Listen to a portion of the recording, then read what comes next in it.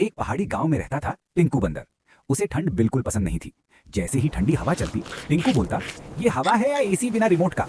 एक दिन टिंकू को जोर की ठंडी छींक आई। छी! इतनी जोर की छींक थी कि टिंकू की टोपी उड़ गई, पेड़ हिल गया और पास बैठा तोता बोला, अरे अलार्म किसने बजाया? टिंकू बोला, माफ करना, ठंड का नेटवर्क फुल है। तभी एक बकरी आंटी बोली, ठंड में गर्म सूप पी लिया कर।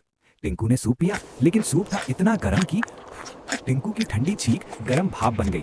भाप से सामने रखा शीशा धुंधला हो गया और टिंकू ने अपना चेहरा देखा। अरे मैं बंदर हूं या भाप इंजन? इतने में फिर छींक आई।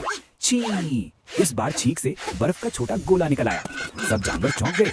तोता बोला, भाई ये छींक है या मैजिक शो? टिंकू बोला, आज समझ आया, ठंड में छींक भी सुपर पावर बन जाती है।